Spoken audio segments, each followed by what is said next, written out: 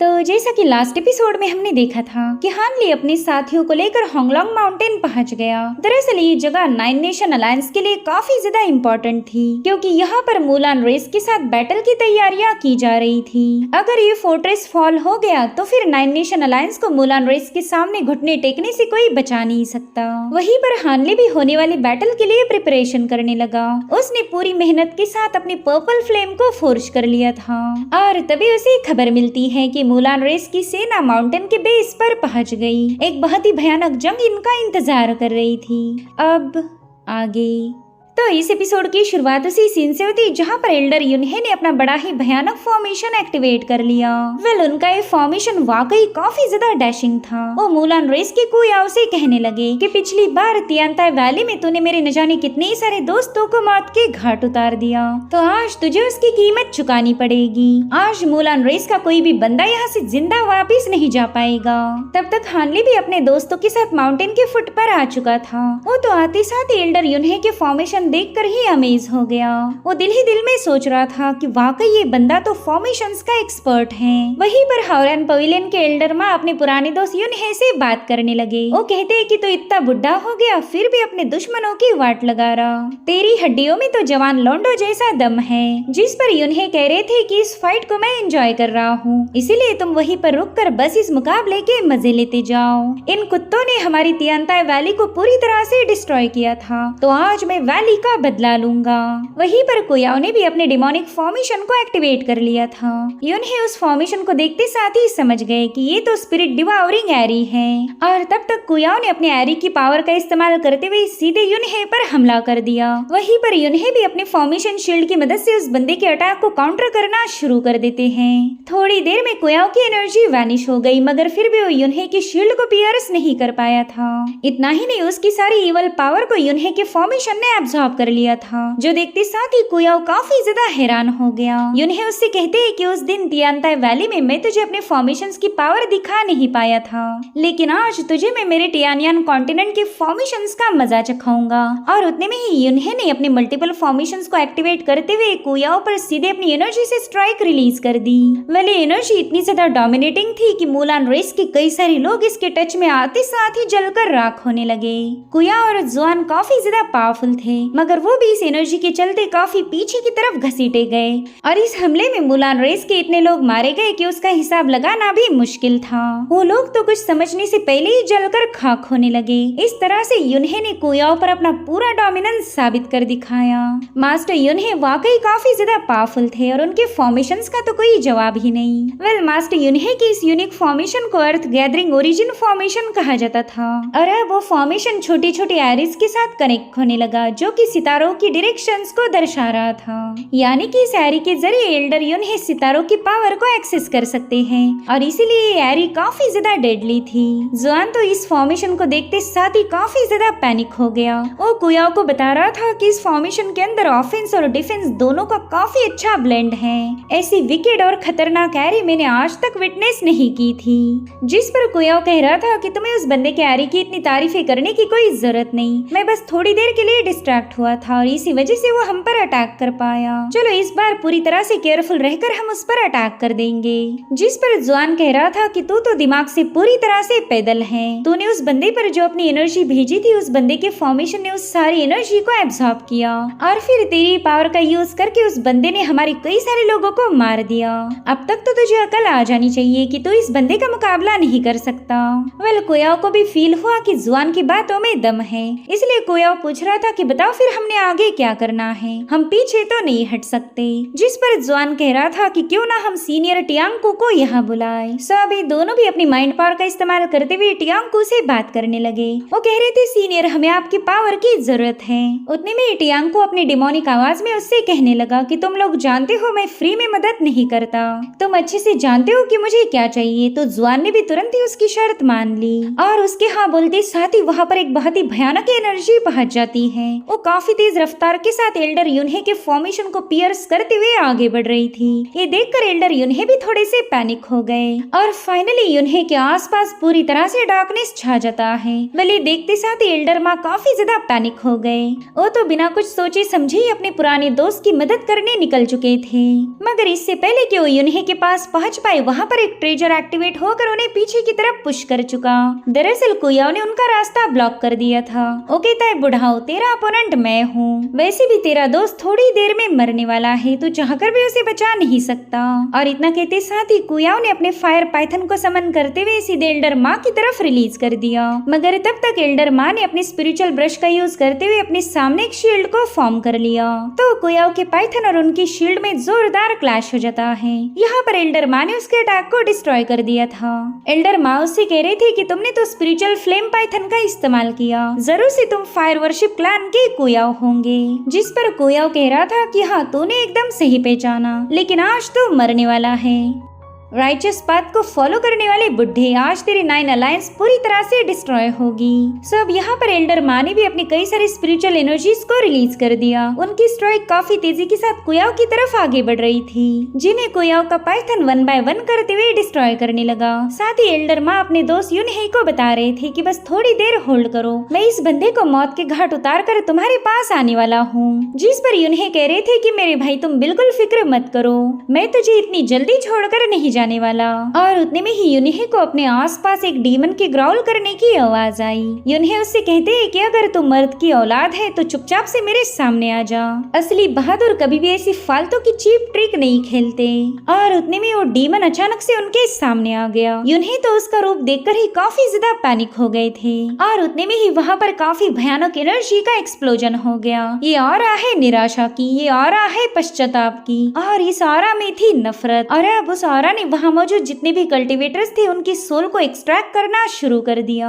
न जाने कितने ही सारे मासूम इस ऑरा का शिकार बन चुके थे, और उनकी ये नफरत ही इस ऑरा को और ज्यादा स्ट्रॉन्ग बनाती है। और इस खौफनाक मंजर को देखकर ही युनहे की सांसें काफी ज्यादा तेज हो गई। वो समझ जाते हैं कि इस डीमन ने लाखों मासूमों को मारकर उनकी सोल पर कब्जा किया था, और इसी वजह से ये डीमन इतना ज्यादा पावरफुल है। युनहे को अपने जाल में पूरी तरह से फंसाने के बाद फाइनली टियांको उनके सामने अपीयर हो गया। वो युनहे से कह रहा था कि मैं तेरी सोल को डिवावर करना चाहता हूँ, मुझे पूरा यकीन है कि तेरी सोल काफी ज्यादा डिलीशियस होगी। इधर एल्डर माँ अभी भी उस बंदे के पाइथन के साथ फाइट कर रहे थे, और इसी दरमियान उन्हें अपने दोस्त की काफी ज्यादा फिक्र होने लगी। और उसी वक्त टियांको ने अपना हाथ युनहे पर रख दिया। उसके ऐसा करते साथ ही युनहे की सोल उनकी बॉडी से बाहर आ चुकी थी। और गाइस, ये बंदा एक नेसेंट सोल है, तो इसके पास ऑर्डिनरी सोल्स के कई सारे फॉर्म थे, मगर टियांको ने उन सारे फॉर्म्स को अपने वेपन में एब्सॉर्ब कर लिया। उसके पास सोल डिवावरिंग स्टिक थी, जो कि इन सारी सोल्स को निगल लेती है। और इस तरह से युनहे की काफी भयानक मौत हो गई। उन्हें तो फाइट बैक करने का मौका भी नहीं मिला था। ये सब देखकर ही यानज़ेन काफी ज्यादा पैनिक हो जाते हैं। वहीं पर एल्डर माँ तो गुस्से में बौखला गए। उनके सबसे पुराने दोस्त को टियांको ने मार दिया था, इसलिए उन्होंने गुस्से में आकर अपने सबसे पावरफुल ट्रेजर को बाहर निकाल लिया। दरअसल एक हेवनली स्क्रोल था, और उसी के अंदर वो कुयाओ को जकड़ लेते हैं। वहीं पर टियांको ने जैसे युनहे की सोल पर कब्जा किया, वो वहाँ से वैनिश हो जाता है। वो बिल्कुल भी कुयाओ की मदद करने नहीं आता, क्योंकि उस बंदे ने तो पहले ही बताया था कि वो फ्री में कोई काम नहीं करता।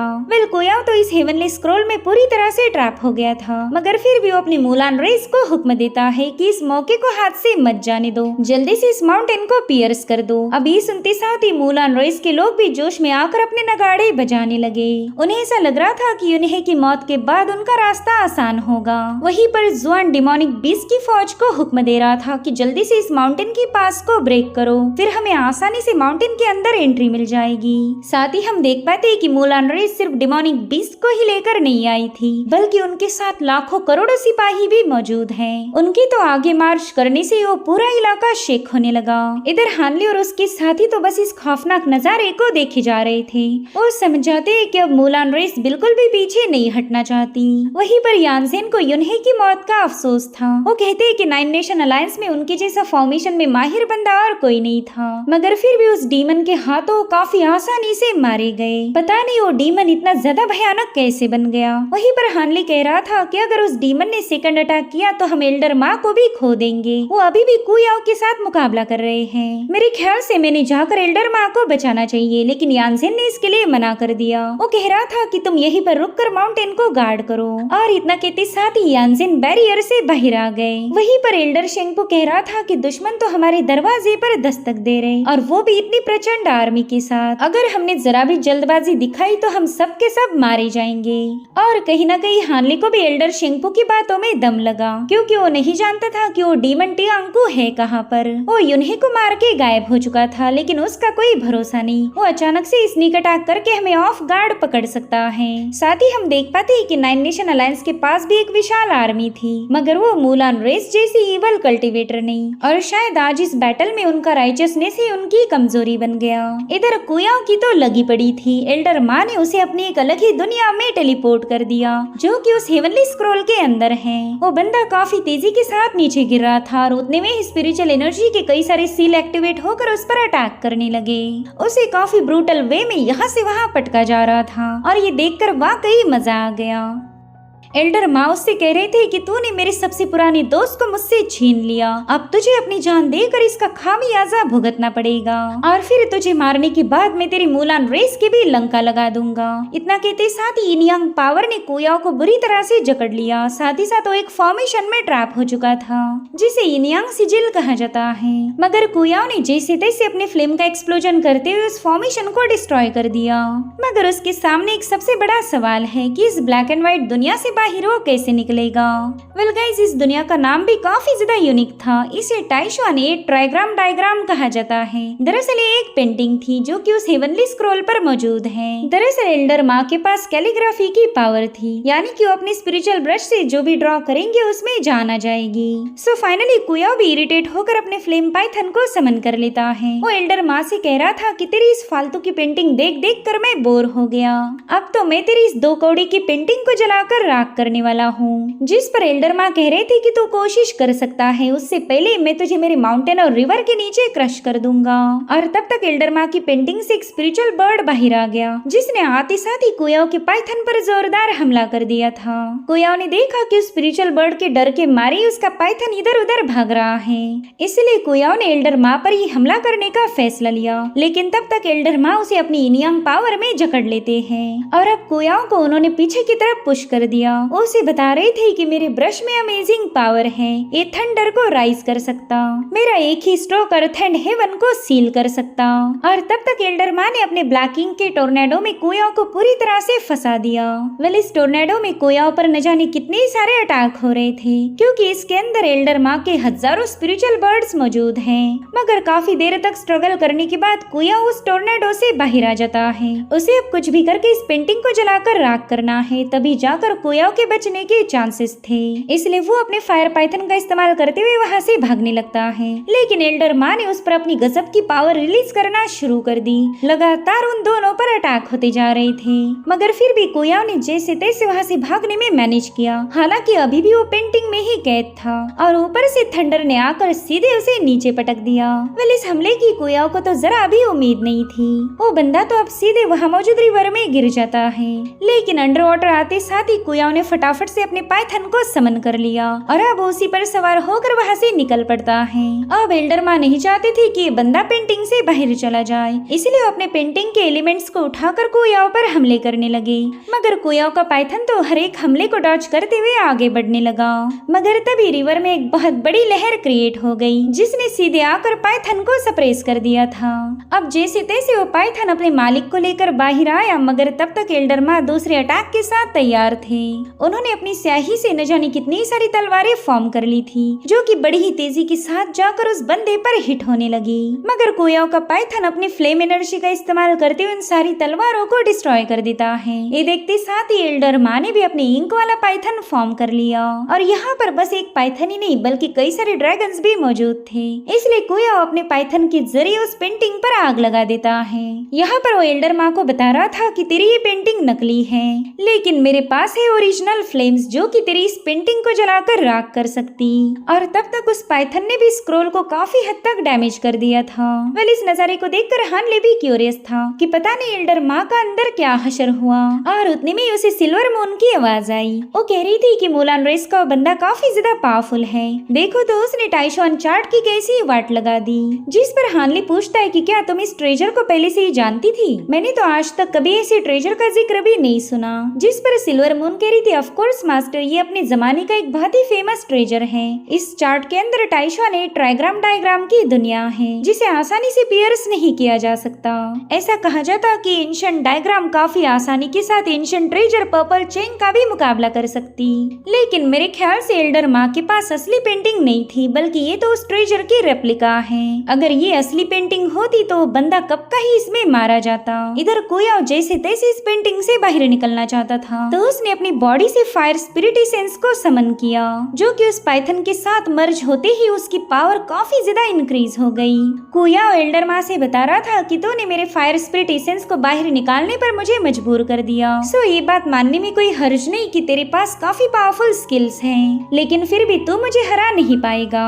इधर एल्डर माँ ने भी अपने आखिरी मूव को एक्टिवेट कर लिया था। उन्होंने इनियांग ड्रैगन को फॉर्म किया था, जो कि सीधे जाकर उस पाइथन का मुकाबला करने पहुंच गया। और अब इन दोनों में काफी भयानक क्लैश हो जाता है। ये हमला इतना ज्यादा ब्रूटल था कि पेंटिंग बिल्कुल भी इसे होल्ड नहीं कर पाती और फिर ये दोनों भी बड़ी ही तेज रफ्तार के साथ उस पेंटिंग से बाहर फेंके गए। इधर कुयाओ तो बड़े ही जोरों से पटकने वाला था, मगर तभी उसके दोस्त जुआन ने उसके तशरीफ के नीचे चेयर लगा दी। उसका मजाक उड़ाते हुए कहने लगा कि देखो तो हमारे ग्रैंड मास्टर कुयाओ वापिस आ गए। तुम्हारी हालत से ही पता चल रहा कि तुम उस बुढ़े के रिवर और माउंटेन के प्रेशर को झेल नहीं पाए। वहीं पर कुया और एल्डर माँ दोनों ने भी एलिक्सर पिल को कंज्यूम किया था, लेकिन एल्डर माँ तो दोबारा से उस बंदे की तरफ रवाना हो गए। हालांकि एल्डर यानजिंग फटाफट से जाकर उन्हें रोक लेते हैं। ओके तो एल्डर माँ, मैं जानता हूँ आप एल्डर युनहे के लिए परेशान हो, लेकिन आप जल्दबाजी में कोई एक्शन मत लीजिए। भले ही सीनियर युनहे की बॉडी शटर हो गई, मगर उनकी सोल अभी भी उस डीमन के कब्जे में है, जिसे हमें कुछ भी करके वापिस हासिल करना होगा। इधर कुया तो एल्डर माँ के हाथों बुरी तरह से पिट चुका था, लेकिन फिर भी वो ये बात मानने के लिए तैयार नहीं। वो जुआन से कह रहा था कि इस बुड्ढे की कल्टीवेशन काफी ज्यादा कमजोर है, इसने तो बस अपने हेवनली ट्रेजर का फायदा उठाया। जिस पर जुआन कहता है कि फालतू के बहाने देना बंद करो, तुम्हारी फायर वर्शिप क्लैन ने हमेशा हमारे ट्रेजर्स को जलाकर राख कर दिया। रिफाइनिंग के नाम पर तुम हमेशा मुलान रेस का नुकसान करते आए हो। जो सुनते साथ ही कुयाओ को जुआन पर गुस्सा आ जाता है, मगर उतने में ही सीनियर टियान को वहाँ पर पहुँच गया। उसे देखते साथ ही दोनों भी एकदम से शांत हो गए। वहीं पर यानजिन भी एल्डर माँ को लेकर फटाफट से बैरियर के अंदर पहुंच जाता है। इनमें से कोई भी इस डीमन टियांको का मुकाबला नहीं करना चाहता था। वहीं पर टियांको अपनी डिमोनिक आवाज में इन दोनों को बता रहा था कि अब तुम लोग पीछे हट जाओ, हमारे लीडर ने मुझे हुक्म दिया है कि मैं खुद ही इस बैटल को फिनिश करूं। अब भला उसके डिसीजन के सामने कोया और जुआन क्या ही बोल सकते थे। जिसके बाद टियांको बड़ी ही तेजी के साथ बैरियर की तरफ निकल पड़ा। वो बंदा एकदम बैरियर के सामने आकर पहुंच चुका था और उसे सामने देखकर ही डिसाइपल पैनिक हो गए, मगर यानसेन अपने सिपाहियों को समझा रहे थे कि सभी लोग अपने दिमाग को शांत रखो। हमने यहाँ पर बहुत ही पावरफुल फॉर्मेशन को सेटअप किया है, जो कि किसी भी पावरफुल सेंस को आसानी से ब्लॉक कर सकता। जब तक हम बैरियर के अंदर है तब तक ये बंदा अपने डिमोनिक पावर से हमारे माइंड को करप्ट नहीं कर सकता। लेकिन हानली समझ गया था कि ये टियांको काफी ज्यादा भयानक है। वो अपनी मंत्राज की चैंटिंग करते हुए अचानक से अपनी इवल एनर्जी को अनलिश कर देता है, जो कि बड़ी ही आसानी के साथ बैरियर को पियर्स करते हुए अंदर पहुंच गई। एल्डर यानसेन ने देखा कि इस इवल एनर्जी के चलते उनके सारे सिपाही कमजोर पड़ने लगे हैं, इसलिए वो अपने डिसाइपल्स को हुक्म देते हैं कि अपने माइंड की रक्षा करो। और उतने में ही हानली ने भी अपनी डिवाइन सेंस की पावर को रिलीज करना शुरू कर दिया। उसका डिवाइन सेंस बड़ी ही तेजी के साथ जाकर टियांको की डिवाइन सेंस से टकरा चुका था और फाइनली इन दोनों सेंसेस में काफी जोरदार क्लैश हो गया।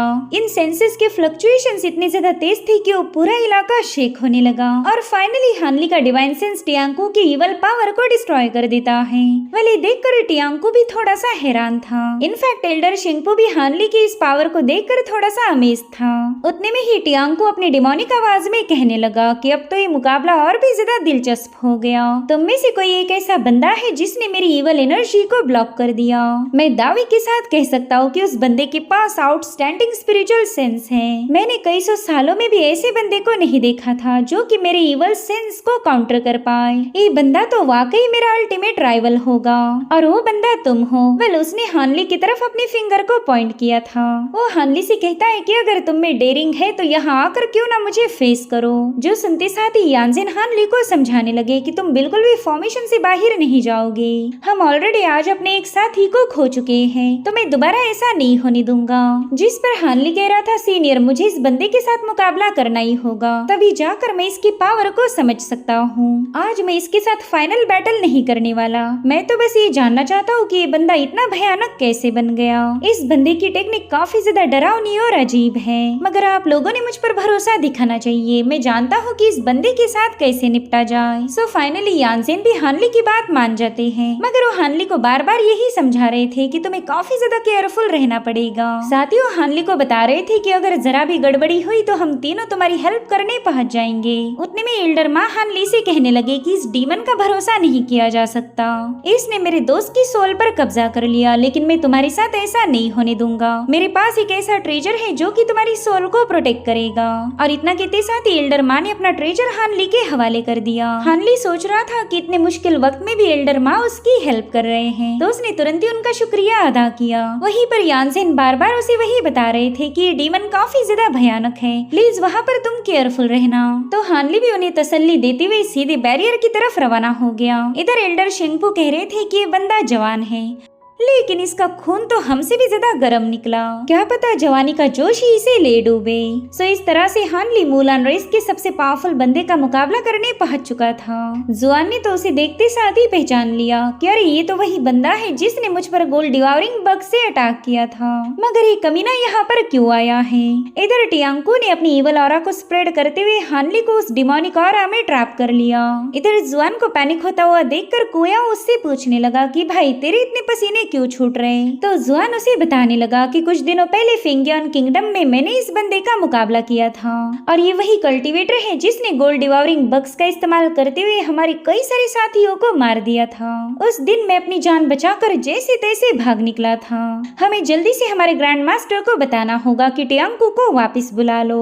लेकिन कोयाओ तो काफी ज्यादा चालबाज है। वो जुआन से कह रहा था कि ये इवल घोस्ट खुद होकर बैटल करने पहुंच गया। इसे तो अपनी इवल पावर पर कुछ ज्यादा ही घमंड है और जहाँ तक मैं जानता हूँ तो इस डीमन को बिल्कुल पसंद नहीं करता। तो फिर तुझे इसकी इतनी ज्यादा फिक्र क्यों हो रही? हम टियांको के जरिए उस कल्टीवेटर की पावर की परीक्षा ले सकते हैं। अगर वाकई उस बंदे में दम है तो टियांको की धुलाई कर देगा। और ऐसा तो है नहीं कि टियांको इतनी आसानी से मारा जाएगा। तब तक हमें से एक लीडर को रिपोर्ट करने का चांस मिल सकता है, इसलिए तुम बस चुपचाप से इस मुकाबले के मजे लेते जाओ। तो जुआन भी कोयाओ की बात मानकर रुक जाता है और अब हमें उस ईवल ऑरा के अंदर का नजारा दिखाया गया। हानली समझ गया था कि ऑरा काफी ज्यादा भयानक है। ये डिवाइन सेंस इसको ब्लॉक कर सकती, यानी कि इस ऑरा के अंदर क्या होगा ये बाहर के लोग बिल्कुल भी देख नहीं पाएंगे। सो अब यहाँ पर मुझे अपनी पावर्स को हाइड करने की कोई जरूरत नहीं पड़ने वाली। इस डीमन ने तो मेरा काम और भी ज्यादा आसान कर दिया। लेकिन पता नहीं क्यों मुझे ऐसा फील हो रहा कि मैंने इस बंदे की पावर को पहले भी विटनेस किया है।